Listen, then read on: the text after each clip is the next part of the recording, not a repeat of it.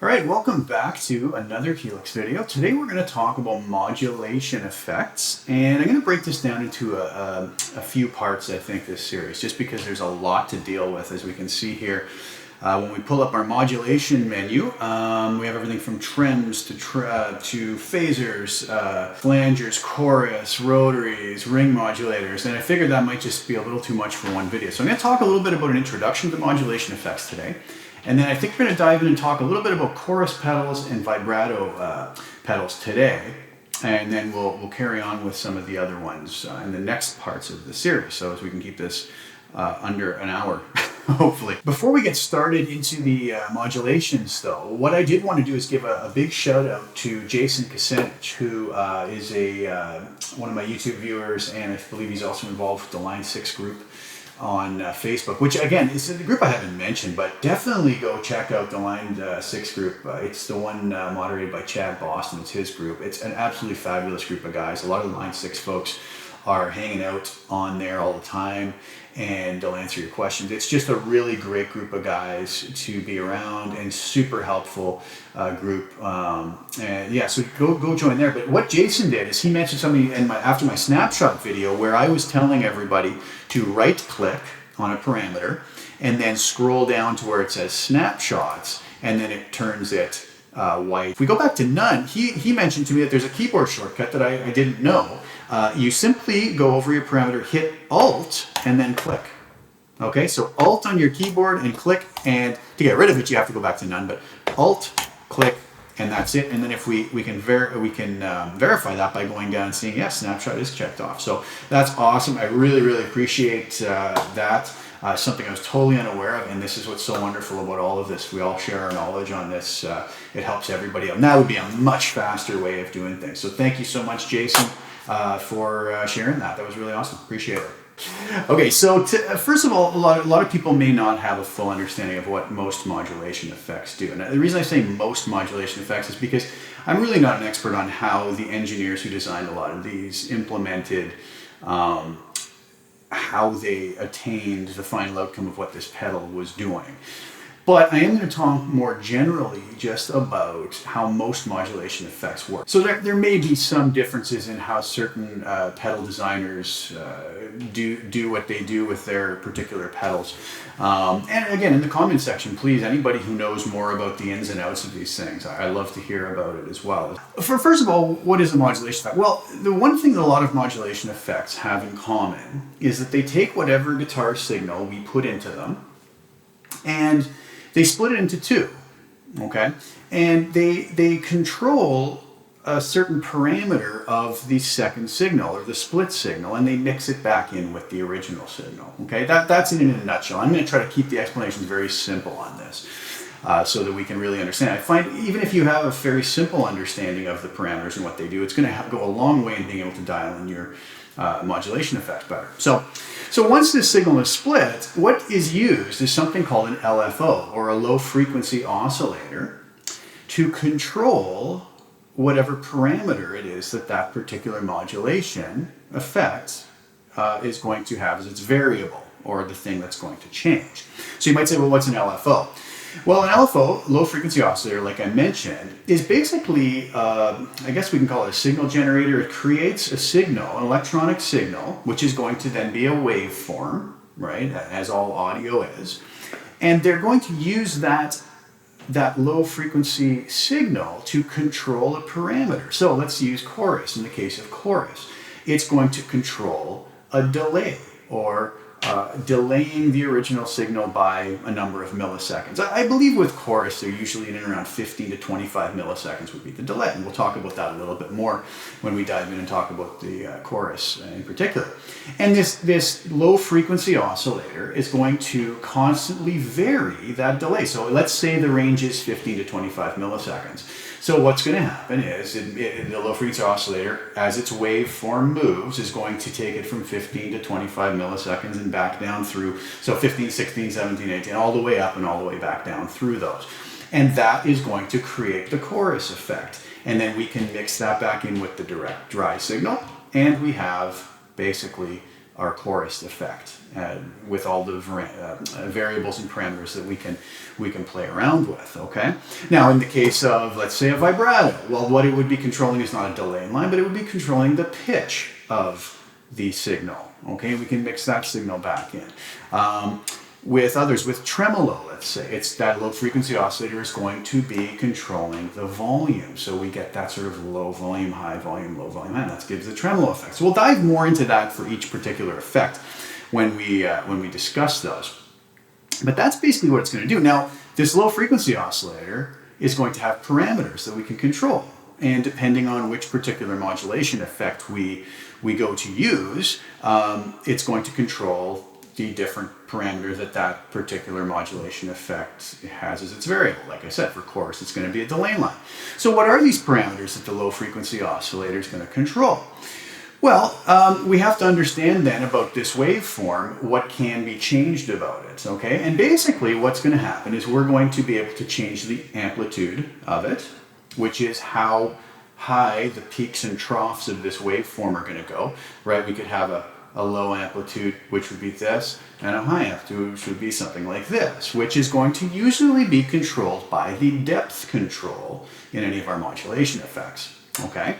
We're also going to have a rate of speed, basically, of this waveform. And if you remember back to the EQ video I did, we talked a lot about frequencies, right? And we said, like, okay, we have the note, A at 220 hertz, right? Not that that one's 110 actually, but 220 hertz. And then if we go up an octave, well, that's going to go to 440 hertz. And if that goes, that's going to be an A higher than that, right? And then there's A's as we go. And every time we double that frequency, 110 to 220 to 440 to 880, it's going to keep going up an octave. So same thing with the frequency of this waveform that's going to be controlling our parameters. So let me put it this way. The reason they use the low frequencies is because it's subaudible. We can't hear it. It's not going to mess with our sound at all, right? So they're going to be down, usually dealing with frequencies anywhere from down around half a hertz or 1 hertz all the way up to maybe 20 hertz. Maybe they won't usually go past that because then it's going to get up into affecting our actual audio signal. So to understand the rate then, let's talk a little bit about how hertz, we were talking about kilohertz before, thousands of hertz, but now we're going to be down into just hertz, otherwise seen as Hz, right? So 1 hertz, or 1 hertz, frequency signal waveform, let's call it, is going to take 1 second to complete its cycle. So starting from when it goes, it's going to go all the way up, cross down underneath, and return back to its starting point. That whole movement will take 1 second if the frequency is set to 1 hertz. Okay? If we go up to 2 hertz, now it's going to only take half a second to go through that whole movement of one pass through its waveform. If we go up to 4 hertz, it's going to now be a quarter of a second, and so on and so forth. So much like the octaves, every time we double the hertz reading or setting, it's going to cut the amount of time in half that it takes for 1 cycle of that waveform.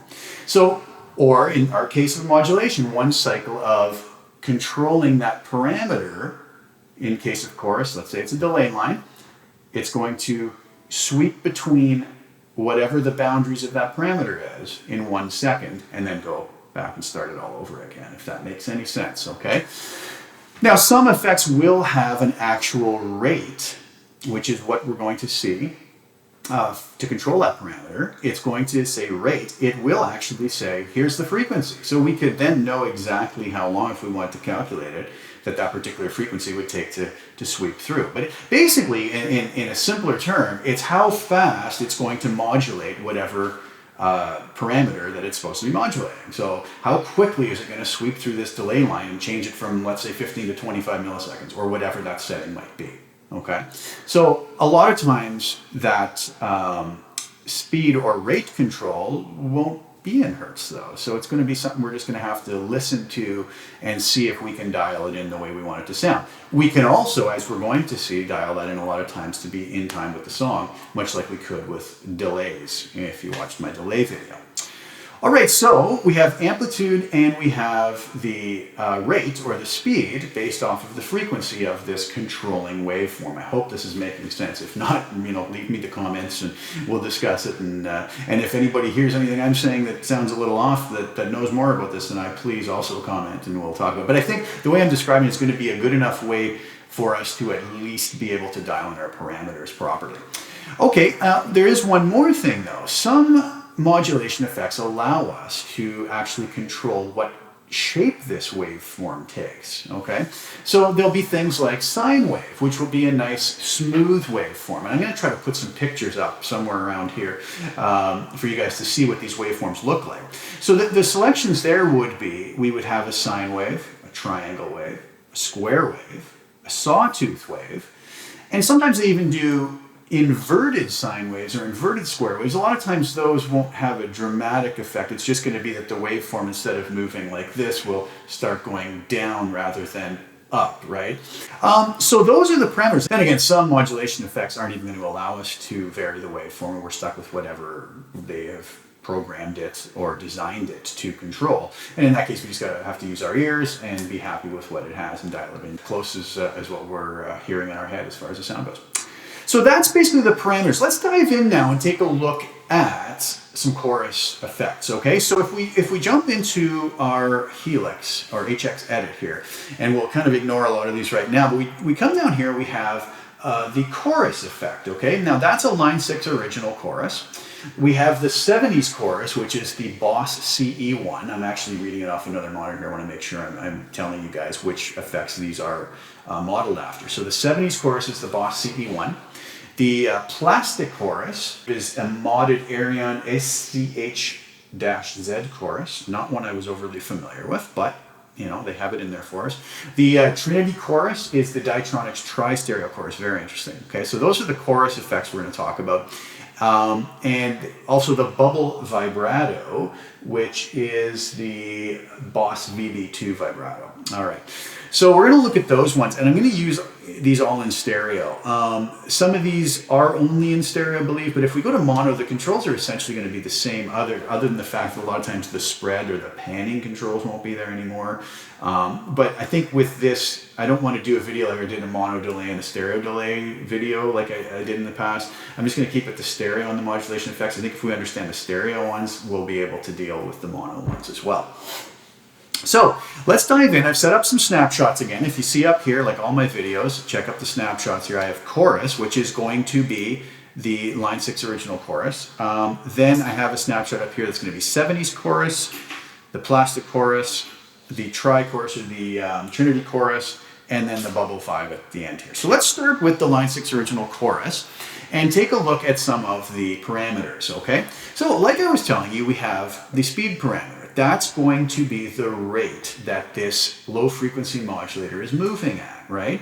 So set up to something like a 10, it's going to be moving at a much higher frequency, much faster time for it to complete one cycle through its waveform.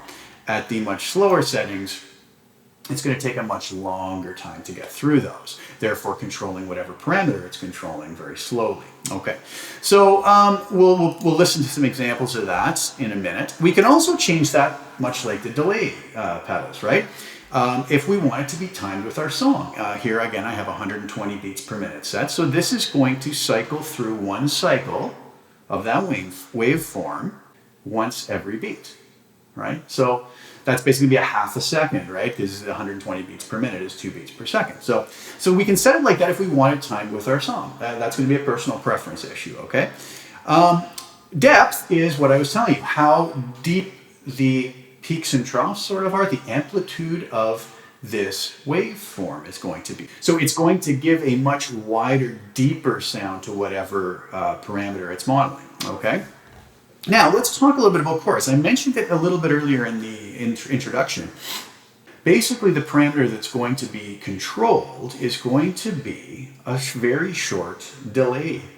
Okay, so it's going to split the signal into two, and it's going to delay the second signal or its split signal so that there's a 15, maybe 20, 25 millisecond delay, and then the low frequency oscillator through that waveform is going to change that constantly between, let's say it's 15 to 25 milliseconds. It's going to sweep through that 15, 16, 17, 18, 19, all the way up and then all the way back down, right? And it's going to sweep through that. Now, because of that, when we change a delay line like that, we also get slight pitch variation from the original pitch. So we have our original signal. We have the second signal, which is being delayed and having that delay change, which gives us pitch variation, and there's the sound of our chorus. So how much of that, how much depth we want to the change in that parameter is going to be controlled by our depth, okay? So the speed or the rate is going to be how fast it modulates that delay, and depth is going to be how deep that modulation is going to be, how dramatic of an effect it's going to be. Now with this chorus here, we have a pre-delay. Now this isn't, depending on the settings of your depth and whatnot, this may or may not be quite as noticeable. But the pre-delay, like most things, from what I can tell, is how long before it's going to start modulating. Okay, so if we wanted it to kind of get the dry signal going and hold before these slight delay and pitch modulations come in, we can set that to a higher setting. But you can play around with that a little bit and see how it affects things for yourself. Now here's what I was talking about, the wave shape. We have all these parameters: saw up, saw down, triangle, sine, square, inverse sine, and random.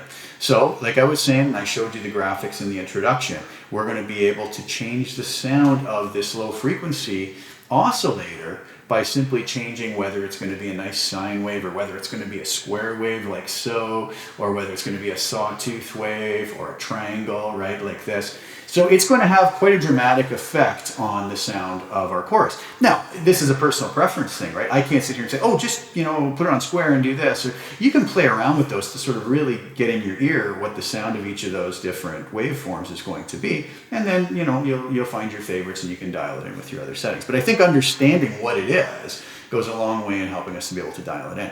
The tone is quite simple, right? Up higher is going to be more treble, high-end sound. Less high-end, more lows accentuated down below. Spread is just like with the delays, right? We're going to have either a wider stereo sound where these modulated sounds are way out left and right in our stereo spectrum rather than collapse down, probably almost just a mono with this, right? Mix, much like the other ones as well, it's going to have how much of, if we turn the mix right down to 0, we just have our direct signal. None of the modulated signal is going to come through. If we go all the way 100%, I believe now all the direct signal is going to be gone, or original signal, and it's going to be all just the modulated signal. And then if we go 50%, it's going to blend the two. And then level is like all the rest of the things. So let's see how this works. Let's go with some really extreme settings. Let's crank our rate and depth way up, see what happens with this.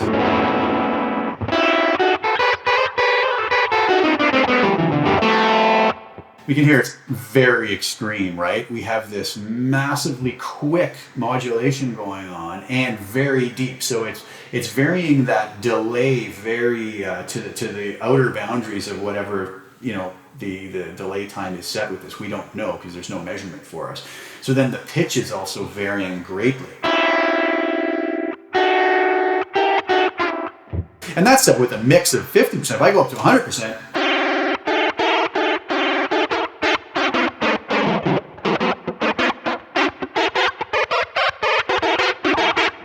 might be the spacey weird effects you want, but it is pretty out there, okay? So let's go back to 50% here. Now, oh, actually, let's go and bring the spread down.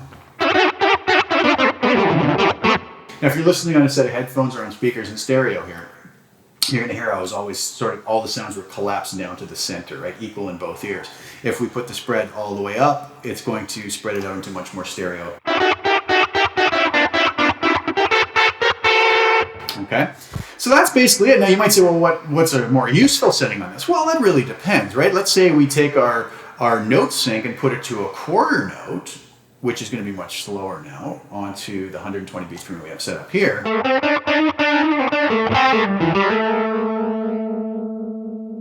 You can basically hear that waveform going.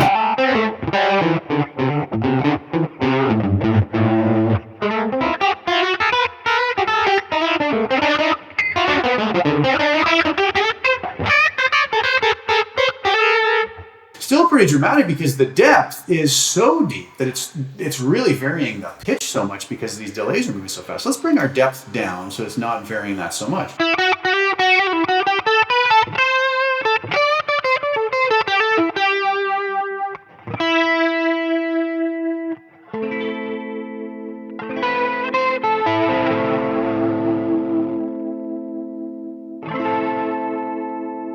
It's now we hear kind of less depth, a slower rate, much more usable if we want that shimmery kind of. All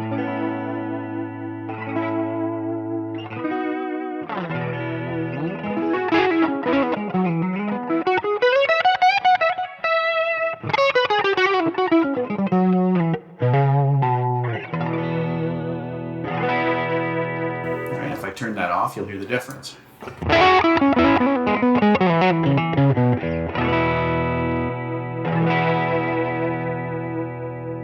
Right? So that's a much more maybe usable setting, right? Again, it depends on what we want, right? If we want less depth,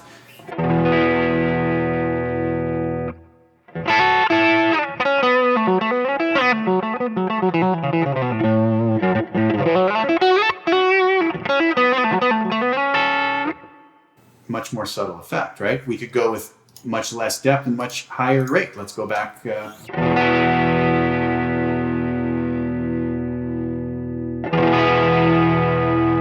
can hear that warble come back in now.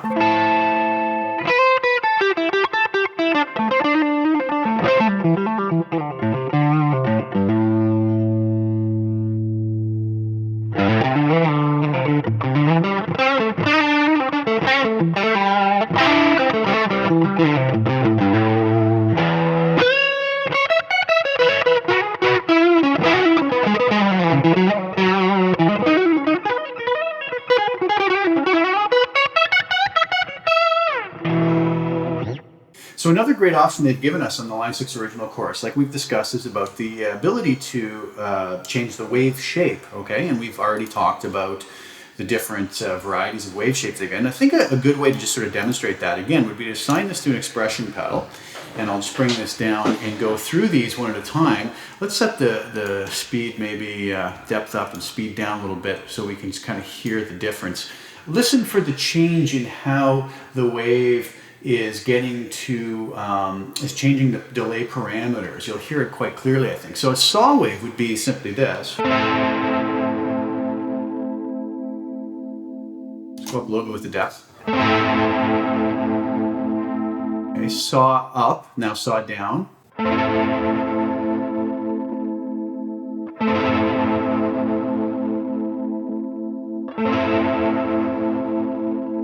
Same sort of an effect, just the inverted version of that waveform. Let's listen to triangle. Quite a dramatic difference between the saw up and the saw down. Let's listen to those.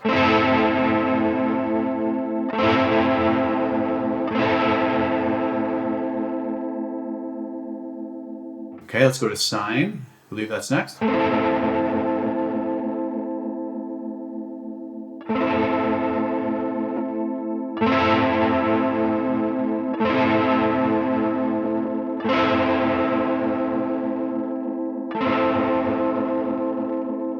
I think next is square. You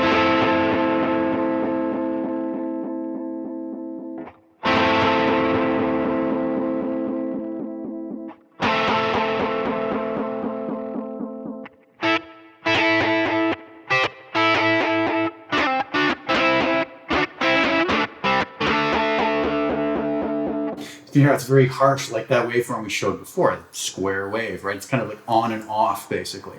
So run through those again.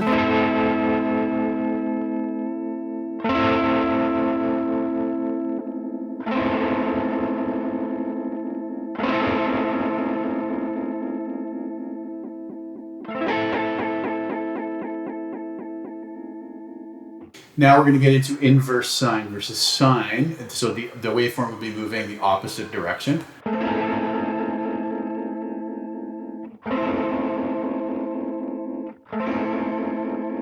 Subtle difference between the two of those. And then random, which I guess it's just going to randomly choose which waveform it is and mix and match them.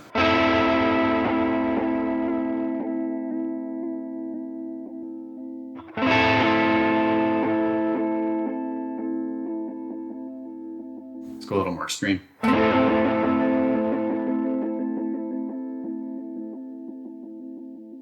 Kind of hear it switching between square and sine and sawtooth and all of those. So that gives kind of more of an audible representation of what I was trying to describe before about how those waveforms will affect things. So pretty dramatic Lots of possibilities once we understand what all of these different parameters are going to do.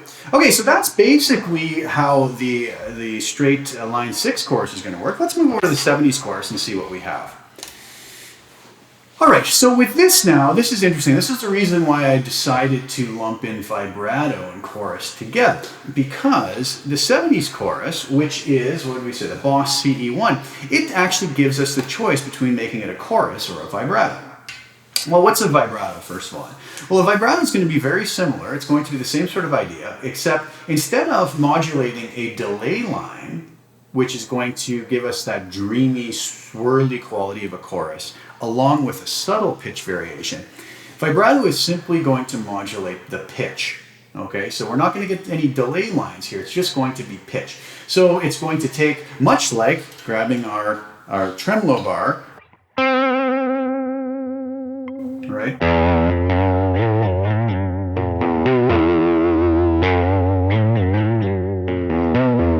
Okay, that's kind of mimicking what a vibrato is, really poorly played Nirvana song. Obviously, it's not played like that, but it gives that same effect. So we can see the vibrato is just going to basically be the pitch varying up and down, right? So I'll turn that back on. So if I have that now, we look at, set on vibrato, let's set that to vibrato. The note sync chorus, I believe, doesn't have any effect anymore because it's not on a chorus anymore. Vibrato rate is going to be the same thing. It's going to be that LFO, how fast is it moving, right? If it's moving fast, then we're going to get a very quick variance in pitch. How much of a variance in pitch do we want? Well, that's going to be controlled by the depth. Same thing as the other parameters. So we see, once we understand one of these effects, the other ones are going to be a lot easier to understand as well. So let's take a listen to that then.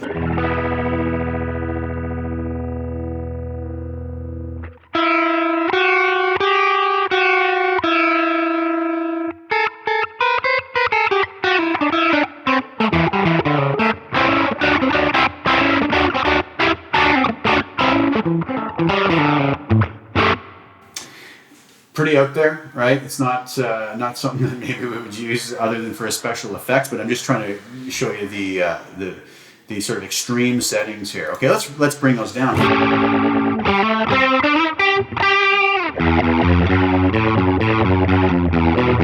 Now we see that played properly, and that kind of gives them more effect. I'm not sure Cobain used a vibrato or chorus on that, but you can get very similar effects of it. Spread, again, I'm set to full stereo. They do have a mode here which is true or classic for stereo. To me, it sounds like classic just gets dropped down to mono. You'll hear here stereo effect. To me, it just kind of loses its stereo. If someone knows particularly what that does, let me know. And we'll talk about that in another video. The headroom is much like the delay, right? If we bring it down, there's a grittiness to the sound. Kind of hear it distorts a bit. That's kind of the same as what we talked about with the delay ones as well. So basically, vibrato, not much difference in how those controls are going to affect the sound, except instead of with a chorus, it's controlling a delay line, which then gives us that swirly sound with some variety in pitch. It's just going to work straight on the pitch and oscillate the pitch of the note, right? So we can set that how we want. Again, we could set that to be eighth notes in time with our song.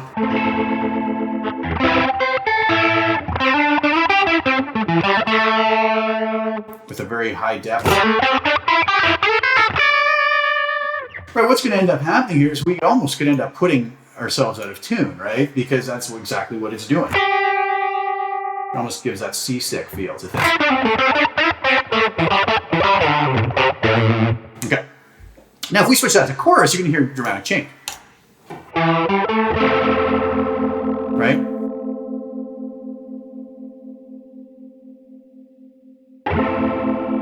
These don't have any effect anymore. What does have an effect, though, is simply our rate, our chorus rate.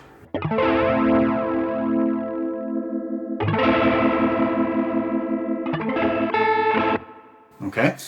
In this one here, it doesn't seem to give us any control over the depth of the chorus. It's a set depth. Okay, fine. We know what it is. If that's the chorus we want and it sounds the way we want, we use it. We can maybe dial the chorus in easier. If we time it to our song at a quarter note.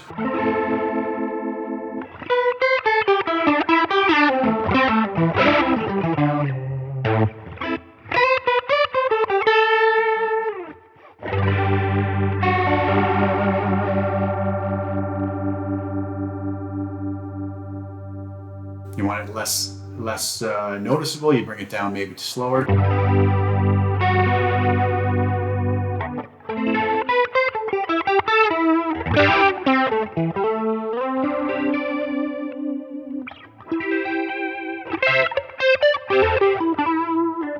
Okay, so we see how that works. And again, really not much else there. We can play around with those parameters quite easily once we understand what they do. Plastic chorus. Okay, so let's go to that. Again, what we have is rate and depth. We have the ability to go between vibrato and chorus yet again. We have a tone, more bass, more treble, just like what we talked about before. It's going to probably have its own signature sound based off of whatever the engineers who designed this were looking for and wanted, right? So if we have it set to a chorus, right, again, we have rates. We can... Bass is going to give us the same sort of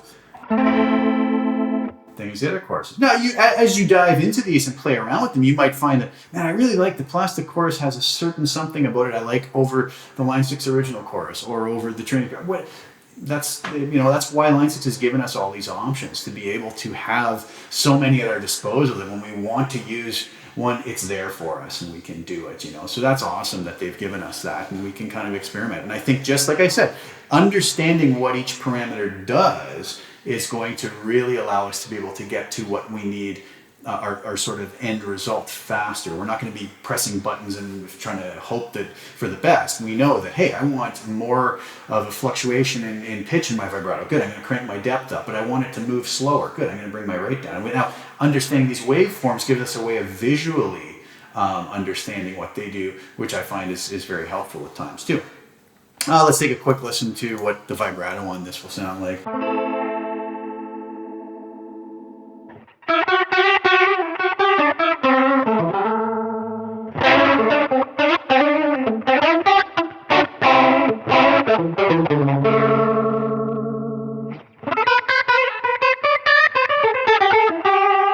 Right, back to our seasick motion. Bring those down a bit.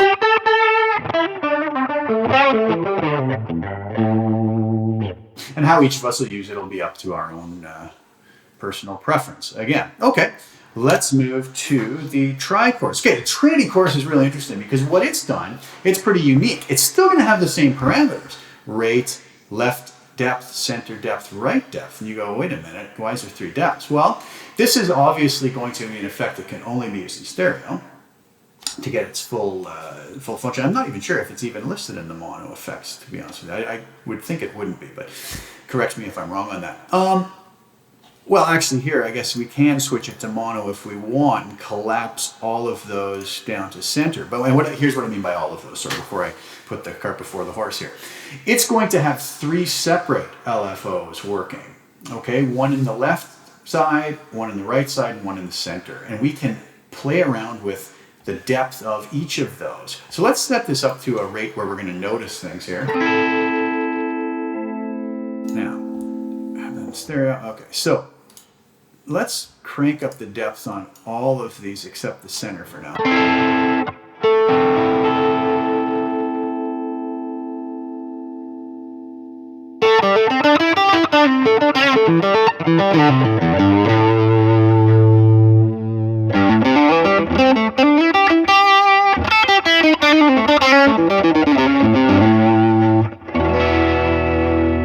Now, with LFO preset and manual, these are basically, if you read about the original, just different ways, and they don't really go into detail about it, but how they play around with how that waveform works. So instead of giving us the ability to maybe turn it into a sine wave or a square wave or something, they've kind of have just certain presets. We can use them individually or all together. So let's turn on LFO preset.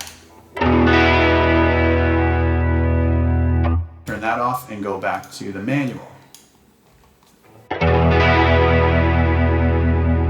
Go with them both together. So you can hear how it plays around with how that low frequency oscillator is going to affect the sound. So if we put those both on and then crank the depths up,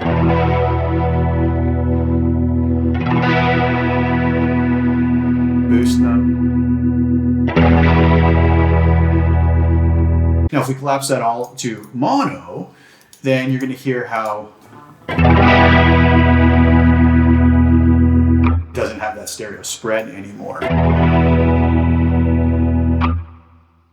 So the boosts just give us a little more volume on those. Now we could also dial that in so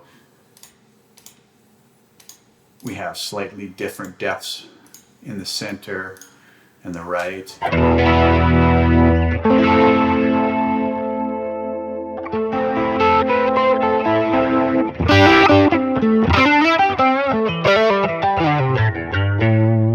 So a lot more unique possibilities with the Trinity chorus because we have now 3 of these LFOs working, and we can place them in the stereo spectrum in different ways, which gives a lot of possibilities. But essentially it's still just a chorus. And we already talked a little bit about the vibrato, and another one of the vibratos that they do give us is the bubble vibrato. And again, if you look here, we have speed and depth. We've already talked about those, right? How quickly is it going to modulate our note? Do we want it really fast? You can hear that the pitch modulating really quickly. Let's go up with our depth.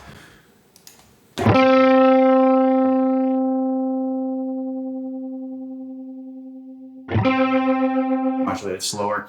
Here's a really neat trick we can do, and we can do this with chorus, we can do it with vibrato. We can use our expression pedal on the Helix to vary these in real time as we want. So on HX Edit, if I right click and hit expression pedal 1, I actually set the expression pedal 2 right now, so let's stick with that. As we talked about in the snapshot video, this turns white and is now going to be a variable, right? So watch as I now move my expression pedal. So if I want that speed to be able to be controlled by foot,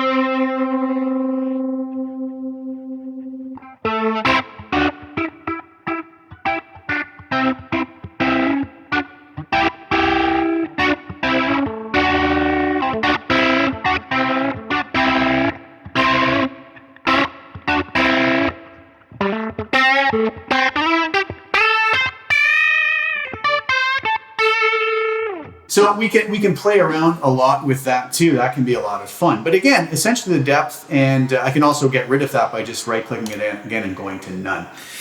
Okay, so rise time. This was one that was a little tricky for me to figure out what it was, and after talking to Ben at line 6, he was able to fill me in on what was going on with this. And it's only a function you're going to hear when you engage the pedal. So if you sit there, and I think that's why I was having a hard time with it. When I played something and adjusted the rise time, I really wasn't hearing any difference. So what's going to happen with the rise time is quite simply, and let me see if I can just get a setting here that... He mentioned to me that when they made this pedal, that they originally wanted it to kind of mimic the sound of a rotary speaker. The rise time is simply when set down to its lowest, or 0.0, when the effect is switched off, okay, when I play something, a chord, a note, whatever it is, and turn it on, it's going to reach its maximum speed, set by the speed control, very quickly. If it's set up here at 10, it's not going to reach that speed as quickly. It's going to ramp up to the maximum speed, okay? So let's take a listen to that. I'll have to hit a chord and then turn it on. So here's it with a quick rise time.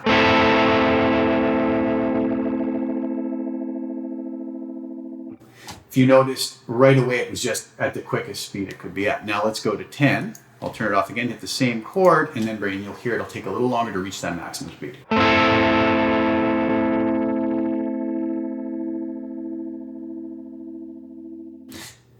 Ben had described to me as sort of the speed of the speaker rotating, working back up to its maximum speed is what they were trying to mimic there. So thank you, Ben, for the clarification on that. I was having a bit of a tough time trying to figure that one out. Mix, level, spread, headroom, it's all the same. Spread, again, if I bring that down, I'm not going to be in stereo. Right? Fully up. It's going to be fully stereo. I could also go in between. Right?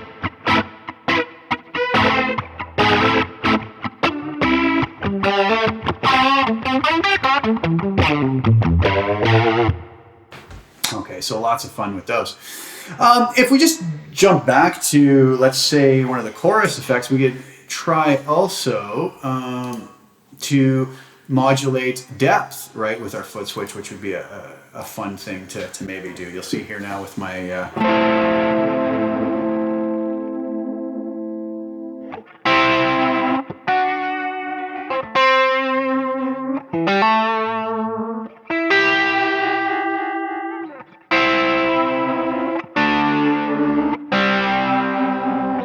So we could have lots of fun with that, and you can kind of see how there's like endless possibilities with that in there. All right, so that basically covers the modulation effects of chorus and vibrato. I hope that helped. I'm gonna do some more and try to combine maybe one or two per video until we cover all the modulation effects. There's probably a lot of stuff I mentioned in there that everybody already knew. A lot of people probably already knew this. For those that didn't, though, I think it's very helpful for us to be able to dial in our mod effects in a more simple fashion.